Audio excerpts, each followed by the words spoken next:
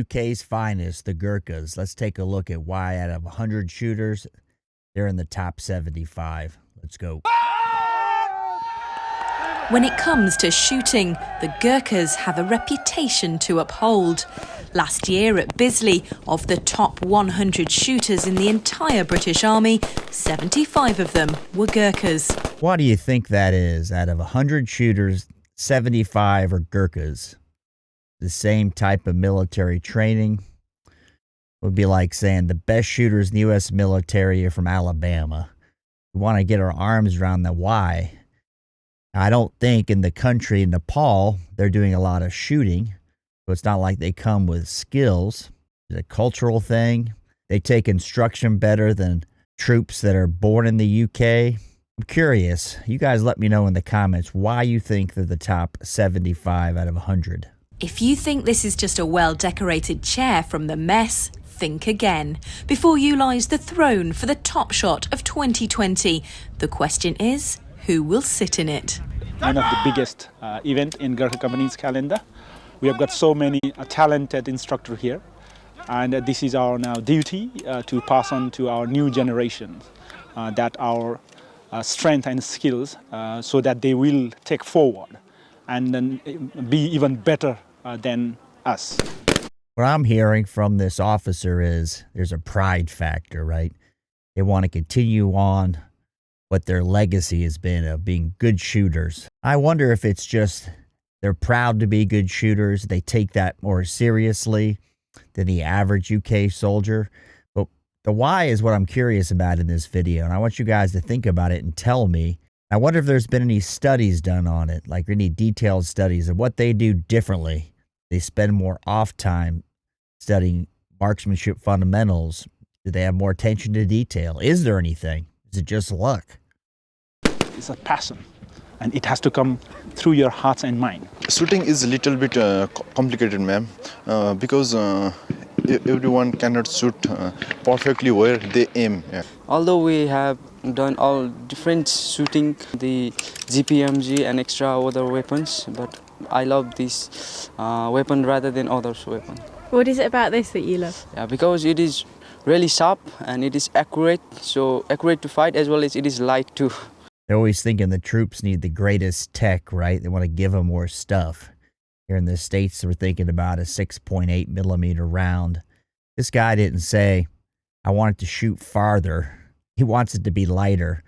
Keep harping on, we can make gear lighter for these guys, lighter body armor, better body armor, lighter gear. I don't think they want to tote around more stuff. Even a trainee recognizes that. The contest is run in 3 phases. First, a 2K run carrying 25 kilograms. 904, 905. Next, advance to contact. And in the final part of the competition, the recruits compete against their own instructors.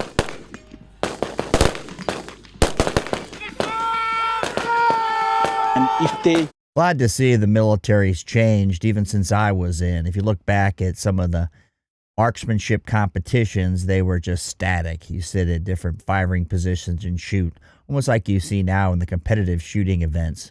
This is what the military really needs. You know, you're running with a pack on. You get your heart rate going, your blood pressure going, your adrenaline, and then shooting. Makes so much more sense, and you wonder why it wasn't done in competition in the past. You know, we trained that way. We'd run around and shoot at targets, but the competition, or even, I know now in the Marine Corps, I think, you guys correct me if I'm wrong, but the new push for qualifications is this type of thing, which is a practical type of thing versus your classic static 100, 200, 300, 500 type of thing. beat us, that is the satisfaction, I would say. And then that is where we will feel that, oh, hang on, yes, we really managed to pass on our knowledge and skills to our trainees.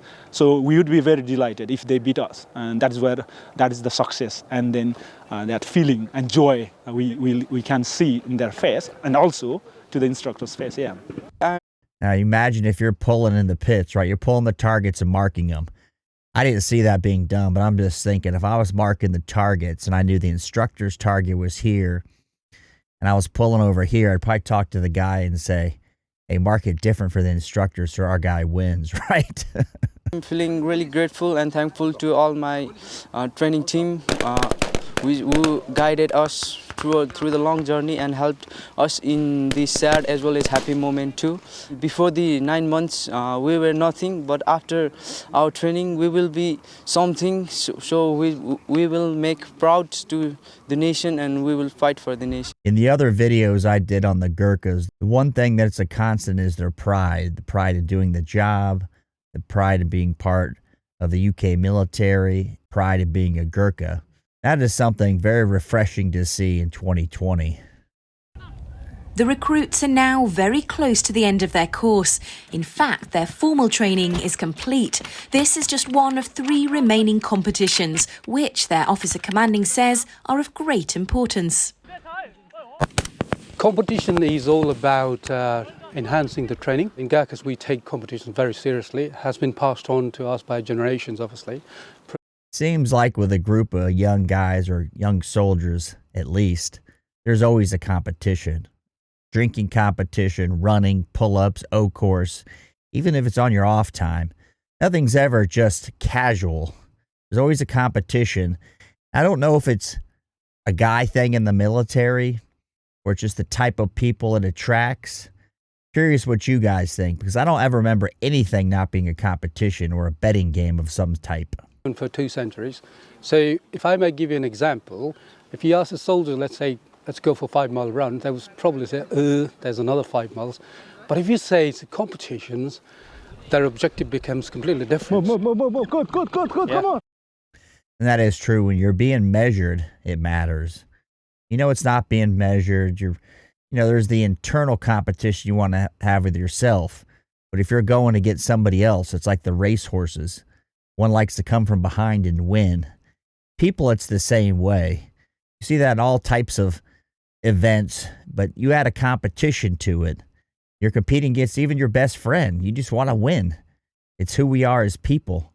Hard for certain folks to understand that, but young men love competition and breaking things. Their mindset is to win that competition.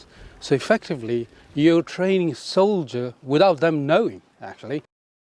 With such a huge intake this year, by the time the contest was through, it was all but dark. And after some swift calculations by torchlight, the awards were handed out, and it was time to celebrate. 8 platoon claimed the Platoon Cup. Now, you're happy if you're in the platoon because you probably get some sort of benefit, maybe some extra liberty. Maybe you don't get to pull as much guard duty.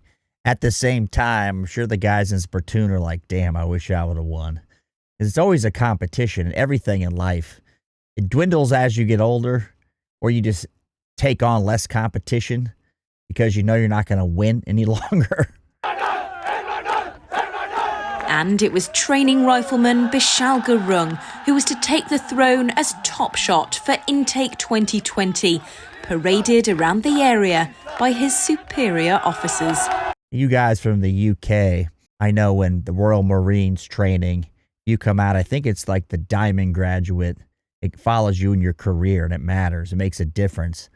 I wonder if in this event, if you come out the champion of it, does it make any difference in your career path? Do people look to that and say, hey, we should consider this young man for sniper training? Now, in the U.S., it's based on your proficiency shooting, and then do people like you? Because like most people know, even if you're a gamer, most of the sniping is the stalking and patience. That's not something a lot of young guys have an overabundance of.